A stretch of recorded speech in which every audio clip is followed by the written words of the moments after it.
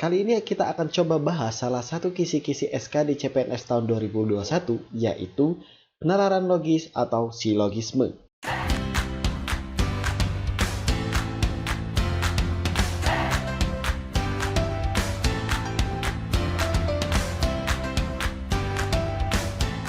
Assalamualaikum warahmatullahi wabarakatuh teman-teman. Kembali lagi di channel saya.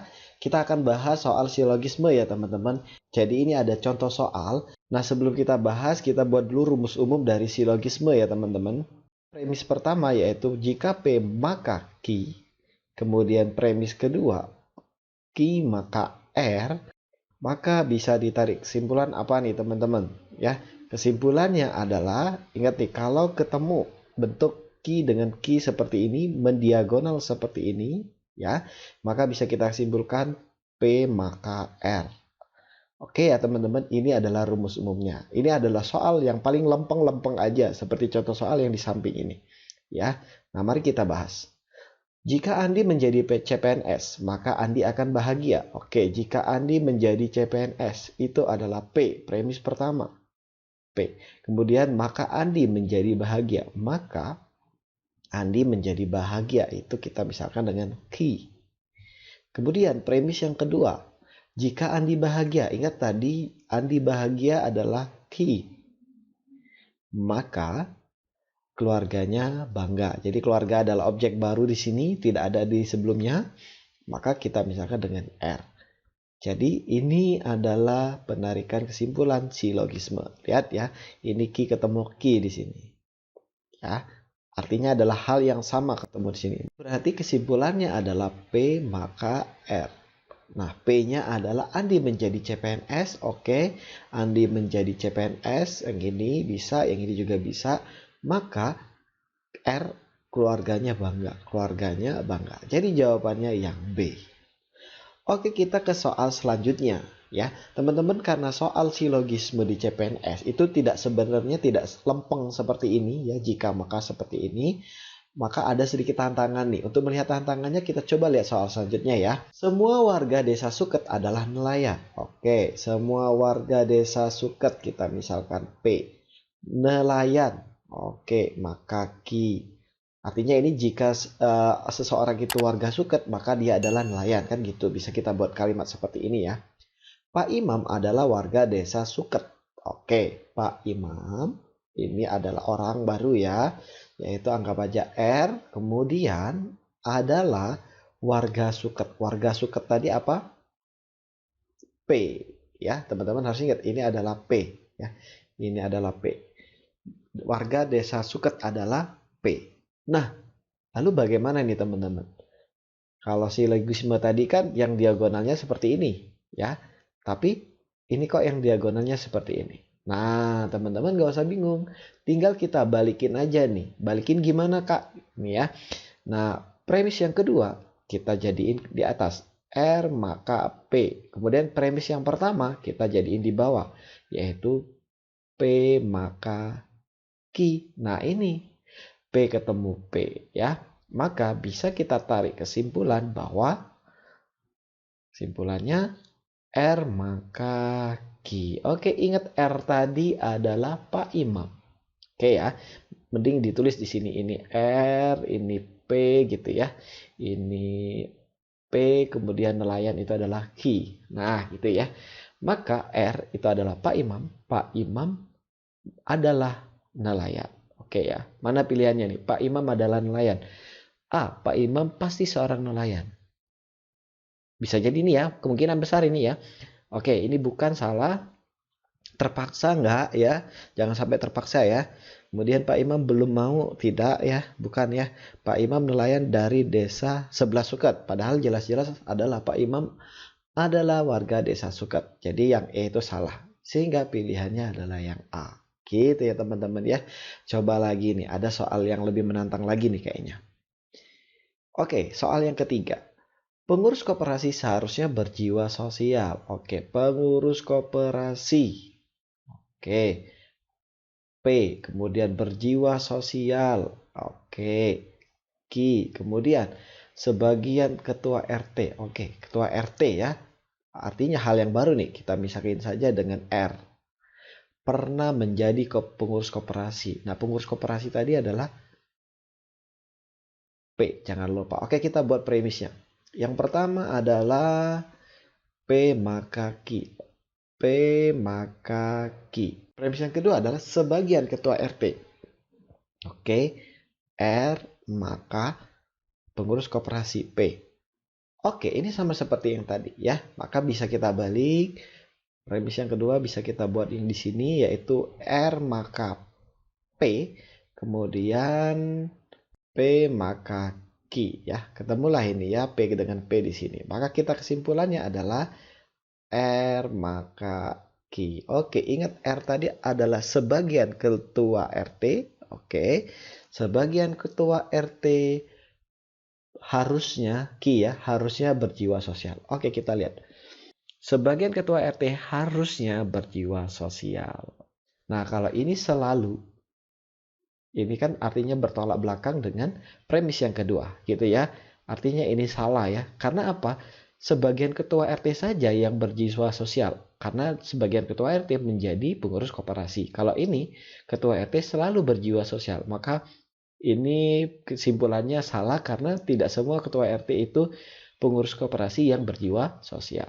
Maka sebagian ketua RT seharusnya berjiwa sosial. Jawabannya yang E. Gitu ya teman-teman ya. Nah, tantangan soal silogisme CPNS ya, itu tidak hanya sekedar bentuk-bentuk silogisme seperti ini saja. Ada bentuk yang dikombinasi dengan beberapa penarikan kesimpulan yang lain, yaitu ponens dan tolens. Gampang ini ya. Coba nih teman-teman lihat. Semua PNS memiliki NIP. Juno seorang PNS. Wah, ini gampang banget nih ya. Maka bisa dipastikan Juno adalah atau memiliki NIP. Gitu ya teman-temannya. Nah, ini adalah penarikan modus ponens ya. Bagaimana itu Pak ponens? Oke, premis yang pertama adalah P maka Q. Kemudian premis yang kedua adalah P. Maka kesimpulannya adalah Q gitu ya. Coba nih, semua orang atau semua PNS P adalah atau memiliki NIP Q. Kemudian premis yang kedua adalah Juno seorang PNS. Oke, Juno masuk ke sini. Maka P. Bisa tarik kesimpulan, maka Q. Juno memiliki NIP, yaitu penarikan modus ponens. Gitu ya. Nah, teman-teman, di sebelahnya ini ada soal yang lain. Teman-teman harus hati-hati. Kenapa? Ini nampaknya seperti modus ponens, tetapi kita harus cerdik lagi atau kita teliti lagi untuk melihat atau menarik kesimpulannya. Nah, sebagian pedagang mengeluhkan harga BBM naik. Ingat, di sini ada kata-kata sebagian. Artinya, belum tentu semua pedagang mengeluhkan harga BBM naik. Bu Yuli seorang pedagang. Oke, jadi semua pedagang kita misalkan dengan P. Maka Q itu adalah mengeluhkan harga BBM naik. Kemudian Bu Yuli seorang pedagang. Artinya Bu Yuli masuk ke sini kan? Maka P. Hampir sama seperti Juno tadi. Juno seorang PNS maka masuk ke sini. Kita tarikin kesimpulan. Ponens dong. Maka kesimpulannya adalah Q. Apa? Bu Yuli adalah Q. Mengeluhkan harga BBM naik. Tetapi seperti yang saya katakan tadi. Ini tidak berlaku ponens. Ya, atau tidak bisa ditarik kesimpulan seutuhnya ponens. Karena apa? Ada kata-kata sebagian. Ya. Kenapa? Bu Yuli adalah seorang pedagang. Maka sebagian pedagang itu mengeluhkan BBM naik. Sebagiannya lagi belum tentu mengeluhkan BBM naik. Artinya kita harus mencari pernyataan yang Bu Yuli belum tentu mengeluhkan BBM naik. Oke, option yang A. Bu Yuli pasti mengeluhkan BBM naik. Kata-kata pasti. Tidak mungkin ya. Bu Yuli tidak mengeluhkan harga BBM naik. Belum tentu. Bisa jadi Bu Yuli termasuk pedagang yang mengeluhkan BBM naik. Kemudian harga BBM naik bukanlah keluhan Bu Yuli. Belum tentu juga. Ya, Bu Yuli mungkin ikut mengeluhkan harga BBM naik. Tanda tanya. Kemudian harga BBM naik atau tidak, Bu Yuli tetap mengeluh. Nah, ini Bu Yuli tetap mengeluh juga salah. Ya, maka optionnya adalah yang D. Bu Yuli mungkin sebagian pedagang yang mengeluhkan harga BBM naik. sekarang kita lanjutkan ke soal yang selanjutnya, modus tollens. Ya, juga gampang nih modusnya. Oke, semua orang pasti mandi. Contoh soal ini, semua orang mandi pasti badannya wangi. Si bedul badannya tidak wangi. Oke, kita buat modus ponen. Pernyataan yang pertama, semua orang mandi. P, maka badannya wangi. Q. Kemudian yang kedua adalah si bedul itu tidak wangi. Oke. Nih, ini adalah modus tollens. Karena apa? Negasi atau lawan dari pernyataan yang kedua ini, yaitu negasi Q. Maka kesimpulan kita adalah negasi P. Ini adalah rumus modus tollens, teman-teman ya. Oke, teman-teman bisa simpan. Nah, berarti kesimpulannya apa? Bedul tidak mandi. Oke, langsung saja ke sini. Betul ya? Karena bedul tidak wangi. Kenapa kok bedul tidak mandi? Karena di sini semua orang yang mandi itu pasti badannya wangi. Sedangkan bedul tidak wangi, pasti dia tidak mandi. Gitu ya. Bedul mandi salah. Bedul mandi cuma sekali salah juga gitu ya. Bedul mandi tidak bersih apalagi ini gitu ya. Atau bedul tidak memakai pewangi. Udah kayak pakaian aja pakai pewangi ya. Bukan seperti itu ya teman-teman ya. Oke, yang ini adalah contoh atau kecohan dari modus ponen. Teman-teman juga harus hati-hati. Ada orang yang sukses, ada kata-kata ada ini ya. Ada orang yang sukses tanpa berusaha. Oke, memang ada sebenarnya ya. Nguyul kali ya. Oke, atau ngepet gitu ya, bukan ya. Ada orang yang sukses tanpa berusaha. Juna tidak pernah berusaha. Oke, kesimpulannya apa? Ini mirip nih, tollens ya. Ada orang, premis yang pertama, ada orang yang berusaha. P, ada orang ya, tanpa berusaha. Sukses ya, ada orang sukses tanpa berusaha, maka maka Q. Kemudian premis yang kedua adalah Juna tidak berusaha. Tidak berusaha, negasi Q. Mirip kan? Gitu ya. Kalau kita ngikutin modus ponens, maka kesimpulannya adalah negasi Q. Tapi tidak teman-teman ya. Karena apa? Ada kata-kata tidak di sini. Maksudnya ada kata-kata ada di sini. Gitu ya. Ini kan menjadi tanya. Hanya berlaku sebagian orang saja sukses tanpa usaha. Ya, maka bisa dipastikan Juna belum tentu sukses, gitu ya. Karena sebagian orang saja yang sukses tanpa usaha. Oke, kesimpulannya yang mana nih pilihannya? Juna pasti orang sukses, enggak ya? Belum tentu. Juna adalah orang yang tidak sukses, juga belum tentu ya. Juna mungkin bisa sukses, bisa jadi ini.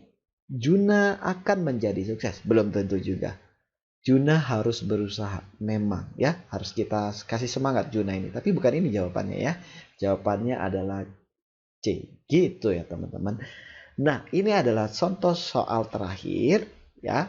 Yang saya katakan tadi adalah di mana ada kombinasi beberapa kesimpulan, silogisme dengan ponen, silogisme dengan tollens. Yuk kita simak soalnya. Jika Ani bernyanyi, maka burung bersiul. Jika Ani bernyanyi, oke. Premis pertama, P. Oke, jika Ani bernyanyi, maka burung bersiul. Bersiul itu adalah Q. Oke. Premis yang kedua, jika burung bersiul. Ingat ya, burung bersiul adalah Q. Kemudian, jelek banget Q-nya ya. Kita ganti. Q, maka bunga. Oke, ini ada objek baru yaitu bunga bermekaran. Bunga, maka R ya. R itu adalah bunga bermekaran. Kemudian, ini ada premis yang ketiga yaitu Ani bernyanyi. Oke, Ani bernyanyi adalah di sini. Ya, itu P. Bagaimana teman-teman kalau ada 3 premis, kita selesaikan 2 dulu gitu ya. Oke, kita selesaikan 2 dulu. Premis 1 dengan premis yang kedua dulu. Teman-teman coba lihat ya. Premis 1 dengan kedua. P maka Q. Kemudian yang kedua adalah Q maka R. Nah, ini silogisme ya teman-teman ya. Gimana nih ngelihat silogisme? Ingat diagonal seperti ini sama dapatnya. Q sama Q, P sama P, atau R sama R gitu ya. Atau negasi P dengan negasi P, negasi Q dengan negasi Q. Yang penting di sini sama. Maka kesimpulan kita adalah, oke, ini kesimpulan. Anggap aja premis yang keempat. P maka R. P maka R. Oke, kita akan tarik kesimpulan dengan premis yang ketiga. Yaitu apa? P. Maka kesimpulannya apa ini teman-teman? Ingat, ini adalah penarikan kesimpulan, ponens ya. P maka R, E ketemu P di sini, maka kesimpulannya adalah R. Oke, R itu apa teman-teman? Bunga bermekaran. Oke, di mana nih bunga bermekaran? Optionnya. Burung bersiul salah. Bunga tidak bermekaran salah. Bunga bermekaran adalah yang C. Ya, jadi jawabannya C. Coba kita lihat D. Burung tidak bersiul dan bunga bermekaran. Oh, jelas-jelas burung bersiul ya. Oke, burung bersiul oke. Tapi bunga tidak bermekaran. Ya, kan bunga bermekaran premis yang kedua. Gitu ya teman-teman ya. Maka jawabannya adalah yang C.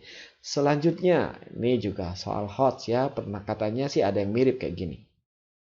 Jika Aruna memakai kemeja putih, maka ia memakai rompi. Oke, Aruna pakai kemeja putih, itu P. Premis yang pertama P. Maka ia memakai rompi. Rompi itu adalah ki. Iya tadi Aruna ya. Oke, kemudian premis yang kedua. Aruna memakai rompi. Ingat, Aruna memakai rompi hitam ya. Itu adalah ki. Kemudian maka Adil, ini ada objek baru yaitu Adil, kita misalkan dengan R. Adil memakai rompi putih. Ya. Kemudian premis yang ketiga. Nah, ini kan R itu jelas-jelas Adil memakai rompi putih. Oke ya. Coba lihat nih. Adil memakai rompi putih nih. R ini ya jelas-jelas di sini. Kemudian premis yang ketiga apa mengatakan Adil memakai rompi biru. Berarti tidak putih dong. Tidak putih, kita buat aja premis yang ketiga adalah negasi R. Oke, sama kayak tadi kita tarik kesimpulan. Ingat teman-teman, ini ketemu ki dengan ki, maka menjadi premis yang keempat. Kesimpulannya apa teman-teman? Yaitu P maka R. Oke, kita tarik kesimpulan dengan premis yang ketiga yaitu negasi R. Nah, kalau teman-teman ingat tadi sebelumnya, ini adalah modus tollens. R ketemu dengan negasi R di sini ya. Maka kesimpulannya adalah negasi P. Ingat P tadi adalah Aruna memakai kemeja putih. Negasi P berarti Aruna tidak memakai kemeja putih. Mana nih Aruna? Salah nih ya. Tidak memakai kemeja hitam. Ingat ya, tidak memakai kemeja putih gitu ya. Kan di sini tidak ada keterangan Aruna memakai kemeja hitam ya. Adanya rompi hitam. Aruna memakai kemeja hitam juga tidak. Aruna memakai rompi putih juga tidak. Aruna tidak memakai kemeja putih. Itu adalah yang E jawabannya. Oke teman-teman. Sekian itulah pembahasan kita, video pembelajaran kita CPNS bagian silogisme penarikan kesimpulan. Ya, semoga bermanfaat. Ya, jangan lupa subscribe, like, dan komen. Kalau ada yang kurang paham, kita diskusikan di komentar. Wassalamualaikum warahmatullahi wabarakatuh.